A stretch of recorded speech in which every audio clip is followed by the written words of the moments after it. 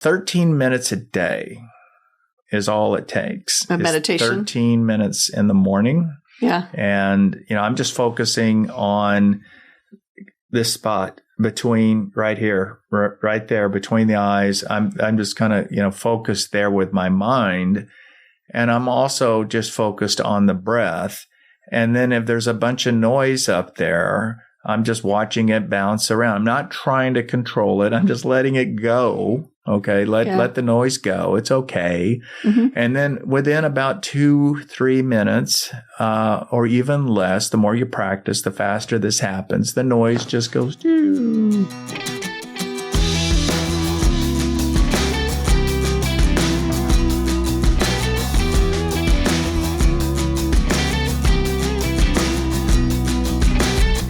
Patients want to know how to reduce their stress levels. And one thing that comes up a lot in our practice is about meditation and how to meditate and what that is, what it isn't. What do you tell people about that when that comes up? And what role does that play in your practice in stress management? Well, it's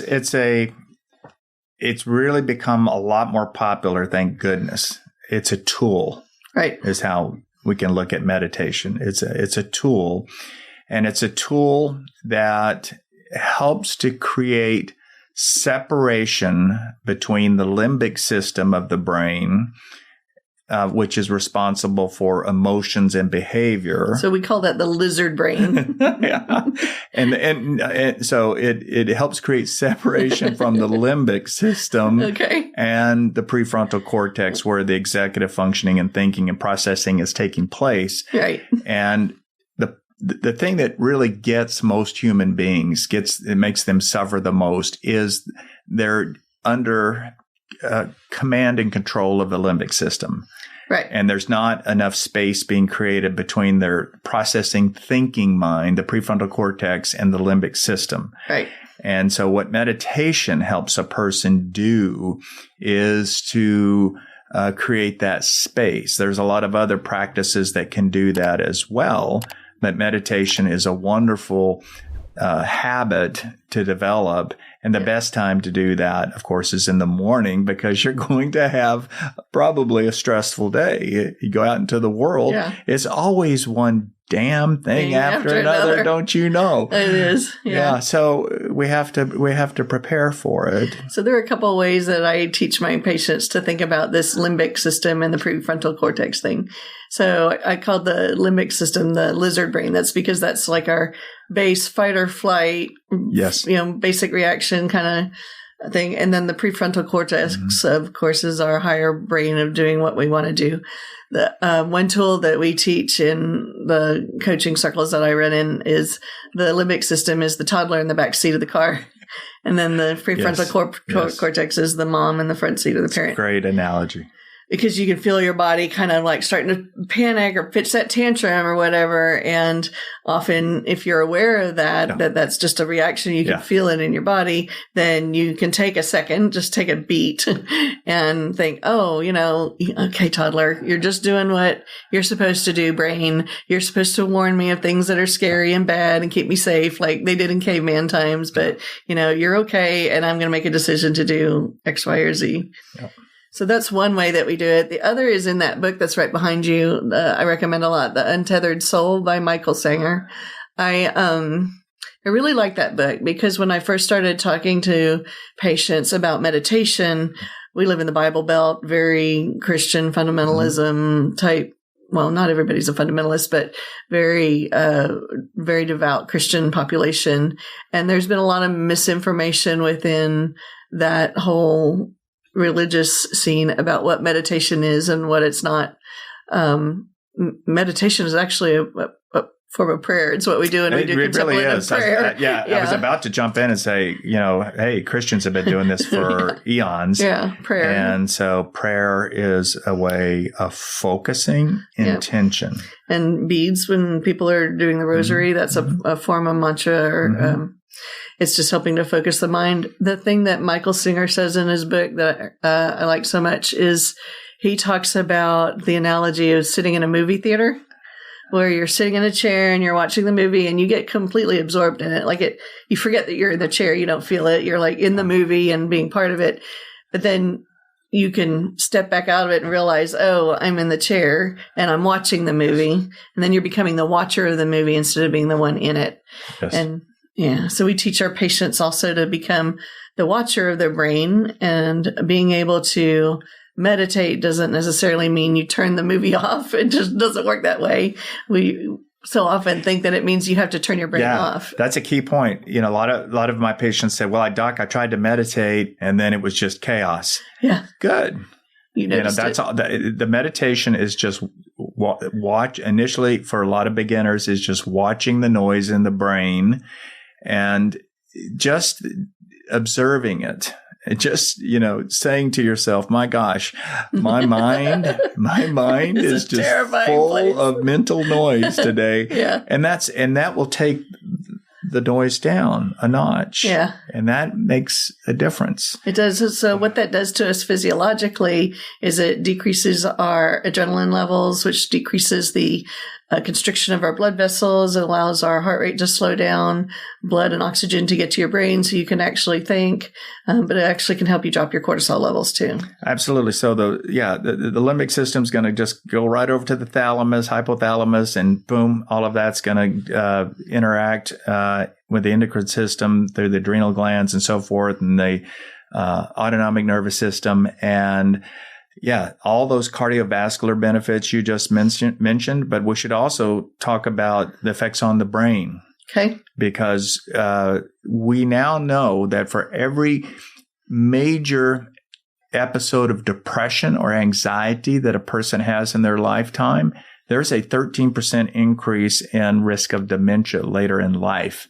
So a person in their 20s and 30s and 40s who's going through a lot of stress or depression, there is damage or hits being taken by the CNS, central nervous system, the brain. Wow. And this is, a big concern, of course, because we got all the other things that are going on with the public's health, metabolic syndrome, obesity, and that's affecting cognitive health as well. So, and then immune function plays a big role. We're talking about the microbiome, and that last step is we want to get the stress out. We want to rebalance. Okay, how do you do that?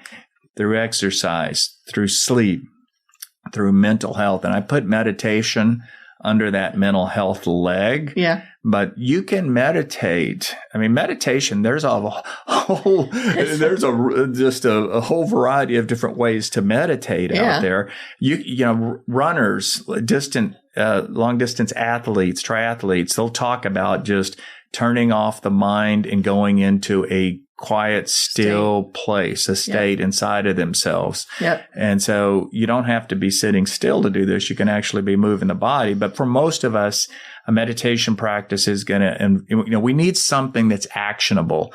It's got to be doable. This is great, but it's so, I don't know where to start, so the easiest place to start is in the morning when you first wake up, before you turn on any lights, before you start making yourself beautiful for the day, is to sit still. What I like to do, I get at the foot of the bed, get into Indian style, kind of, cross leg is like a kid, back straight, and I'm just going to focus on my breath. I'll take 2 deep breaths. I call it a 4-2-6 breath. I'll inhale through the nostrils to a count of 4. It's a belly breath coming from down below, and I'll hold it for 2 seconds and then exhale through the mouth completely for 6 seconds. I'll do 2 of those. Now, what's happening there is, and matter of fact, you can do this any time of the day, but I'm resetting my autonomic nervous system. That's your flight or fight versus your relaxation, sympathetic versus parasympathetic. You have 2 branches. You have sympathetic, parasympathetic. And it doesn't mean sympathetic like I have sympathy for you. No. Sympathetic is fight or flight, right? And most people are walking around out of balance. And this is raising blood pressure, raising heart rate, raising stress, anxiety levels. I mean, just wreaking havoc on our health. And parasympathetic is the pina colada on the beach, right? And so when you take a couple of big deep breaths, you get this, and it happens within seconds. Yep. We had a very expensive $70,000 device that I bought 15 years ago, and we did thousands of studies, and we could just watch people go shh, and just a couple of deep breaths. Do you remember when you made me do that? Like, it was a year ago, almost to the day. I don't remember the exact day we did the first filming together here, but it was when we were still developing the studio, and you were kind enough to come and be my guinea pig guru. But you remember I was so wound up that day. I was dealing with the tech, and you and I had never met in person before, and I had all the food, and the stuff wasn't working, and you were like, would you just go lay down and take a breath? Came back like a new person, right? I did. 10 minutes, right? 10 minutes. I went and laid down and meditated for a little bit, and then came back. It was like, okay, let's do this. Complete reset, right? Yeah. So it can happen real fast. Too. Yeah. So most people are running around in their life like this, completely imbalanced. And this is causing all sorts of problems. We now know that this is a risk factor, a major risk factor for having a heart attack or stroke. And I'm sure there's a lot of other things that will probably go into that category. I'm sure we'll find things like malignancies and disturbance of the microbiome, of course, and then dementia. Yeah, right. It's not stress it kills, right? That's the old saying. And now we know why. And some of those patients that we had them take a deep breath, guess what happened? Nothing. Now this means there's been damage to the parasympathetic branch of the autonomic nervous system. The sympathetic is a much more robust component of the autonomic nervous system because we basically evolved in an eat or be eat world. Right. You know, you had to be able to react to a threat just instantaneously. So that is more robust and can withstand the diabetes and the high blood pressure longer. Now, just to let everybody know, it's diabetes, high blood pressure, and these other conditions, smoking and so forth, that are causing damage to the autonomic nervous system. All right. The whole body's being damaged. So it's not a surprise that the autonomic nervous system is affected. With these people, we put them on 150 minutes per week aerobic exercise, zone 2. Which is easy. Being able to talk while you're walking. Just can speak a full sentence. That's a good proxy for zone 2. And over a 6-week period, a lot of almost everybody improved. Not everybody got back to normal, but most people improved and other parameters improved, of course. You know what else helps? Bioidentical progesterone. Yes. So in the old days when we dosed estrogen and progesterone for menopausal women, we only gave them progesterone if they still had a uterus because we were just trying to protect the estrogen from causing endometrial cancer. And that's all we thought the progesterone was good for. And now what we've discovered is if you use the actual bioidentical one, we call it the Zen hormone in our practice. It's very it'll help with sleep. And I was about to say sleep. Yep. It dilates the blood vessels, decreases stress levels, cortisol levels. Yeah. Probably what did more damage to women's health in this country, and I saw it at the moment it wasn't at the moment the study was published, but it was like a week later. The Women's Health Initiative study that was published in 2002. And I can point to a handful of things, probably 5 things in my career that were just like, what? We are going way off course here. Yeah. And that was clearly one of them. It has caused immense harm to women. Yeah. So just for our audience, because this is a big topic I was not prepared to get into this today. So that's true. There were a lot of misnomers from that and a lot of the things that that came out of that study that influenced how we dealt with menopause and hormone replacement therapy now has been debunked and reversed. Correct.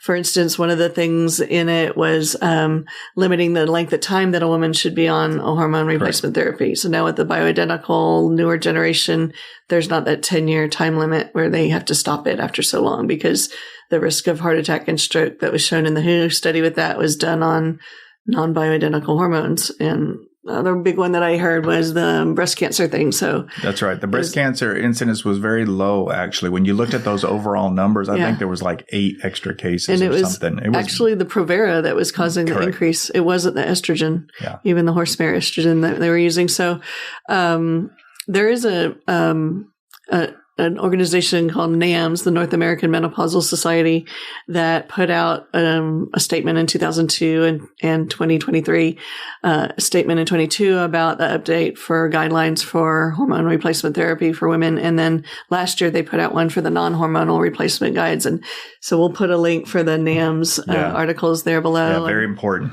Yeah. I saw that actually. And I was like, wow, finally, course correction. It took us 20 years.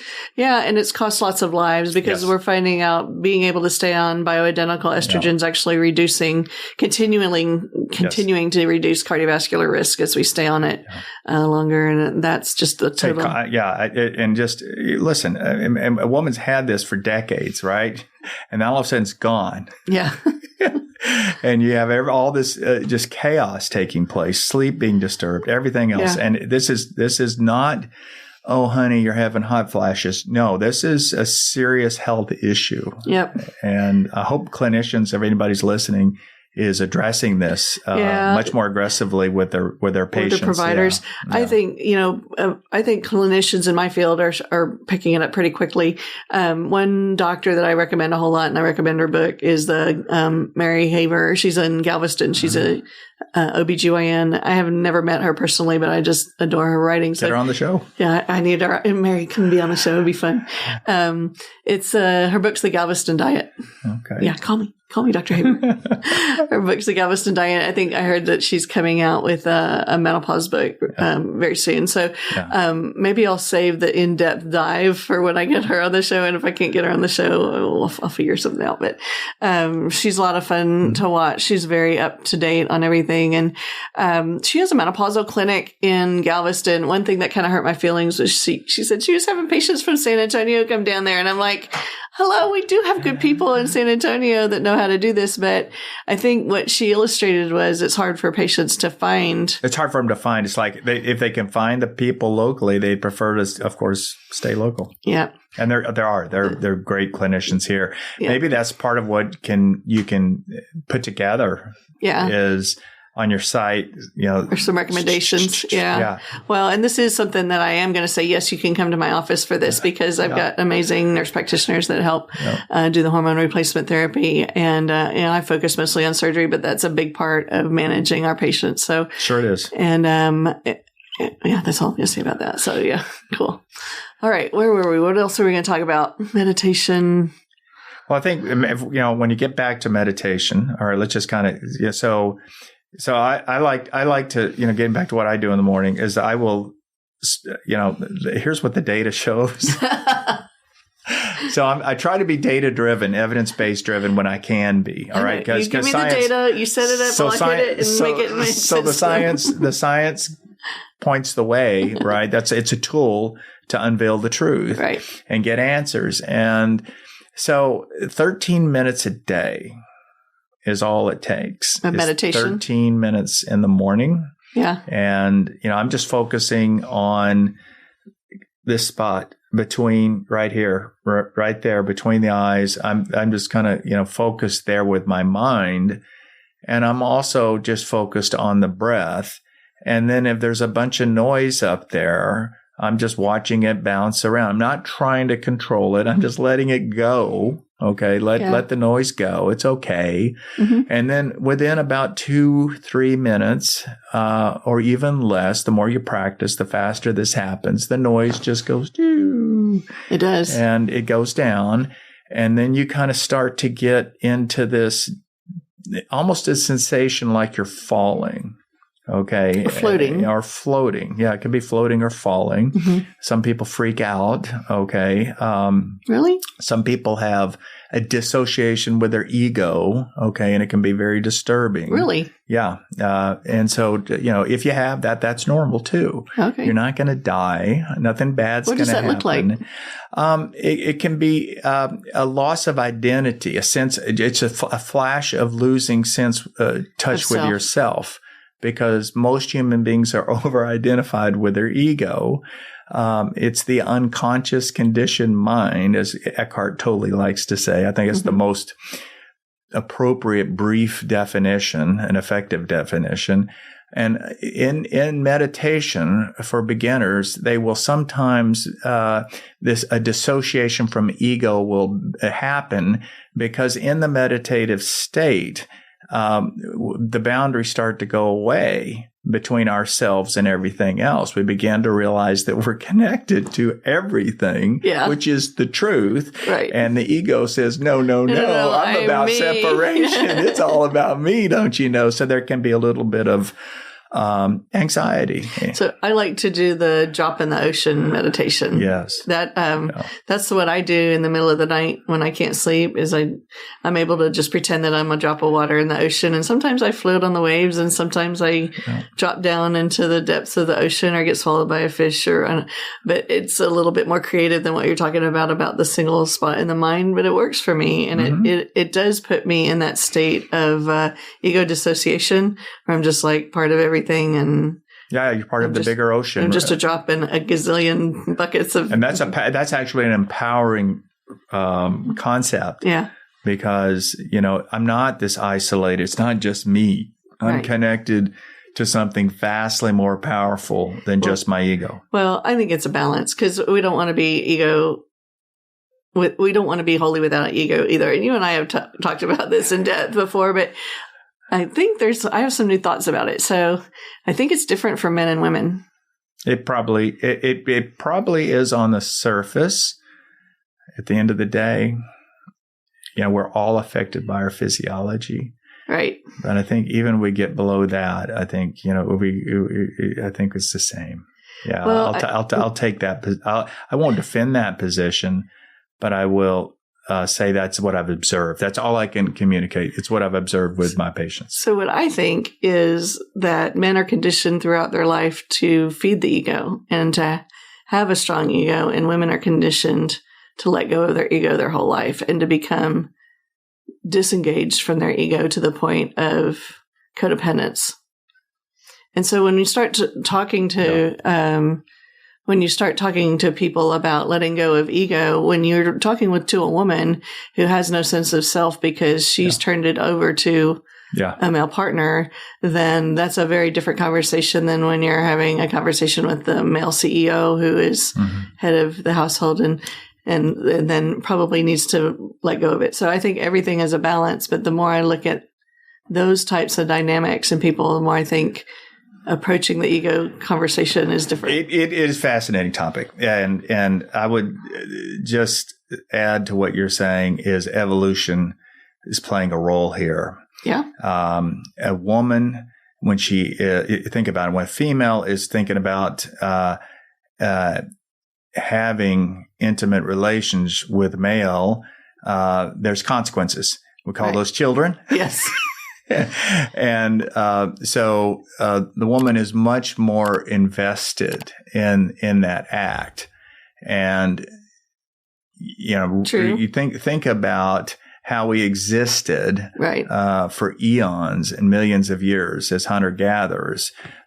You're not going to make it as a single mom. It's going to be extraordinarily difficult. Right. But a clan, a partner, somebody that's there with you and invested in those children. Yeah. Yeah. That's a different animal. Now, that plays a role on the dynamic of the woman and the relationship with that mate. Yes. But also the woman gives everything over to take care of her children. And the woman has got more oxytocin and she's a nurturer. Yeah. And the one thing that I have observed is that women, being just natural nurturers, and they're better at it than men. Yeah.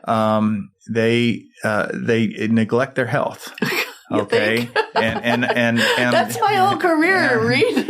That's my whole practice. But if you really dig deeper, if you dig underneath that, even below the surface of that, it's a form of denial and not having to come to grips with their issues and facing their pain. Because there may be a lot of pain there, and it's difficult for us to face into our pain. And the place I see this is in menopausal women or older whose kids have flown the nest, Okay. And they're still, they're following their children around all over the country, and their children are in their 20s. Right.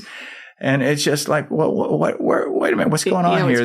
They've lost themselves in that role. So then they don't have enough ego of themselves. And that is ego. Right. That's part of the ego. So it's like they're lost in the role playing, and it's an excuse when you dig into it is not dealing with their stuff. There's stuff there that needs to be dealt with. Well, undoubtedly. Agreed. How did we get down that? I don't know, but that's a whole other episode. Where I wanted to go with this talk today. That is a whole other episode. But you walk that tightrope of the menopausal aging woman kind of It's look. I don't make the rules. I'm just a life student. That's all I am. Okay. If you say one thing, what are you? I'm a student of life. I think it would be really interesting for us to have a discussion about the difference of the patient populations in our practices. Oh, yeah. Because I do think what you see in your practice is the patterns are different. They're going to be different. Yeah. All right. So what I was going to say about the ego and the loss of the ego thing, which is where this all went off the tracks, is I think we need both. I think it's balanced. Like we don't want to completely be without an ego at all. We need to have a sense of self. And if you look at the ego as best we can understand, we don't understand it completely, but it is a byproduct of evolution. Okay. It is all about not dying. Okay. Rule 1 is don't die. That's the first rule. Yep. Number 2 is have some kids, procreate. Okay. Yep. So don't get eaten, don't die, and have some kids. Now, both of those involve, shall we say, some can encourage some unsavory behavior, that we're now becoming more aware of collectively, which is our great step that we're making as a species. We're beginning to see ourselves and this unconscious conditioned mind and how it plays out. So we're all born with this creature. Yeah. And it's like, okay, is it all bad? Not bad at all in an eat or be eaten world, and one in which you need to procreate. Well, we've overrun the planet. Yeah, we have. And we don't live in an eat or be eaten world anymore. We've changed the world. And so we're fighting our evolution here. And that is a tall order. Well, I think we're transforming is what's happening. We are transforming. And I think that's the next thing we're going to talk about is transformation and change.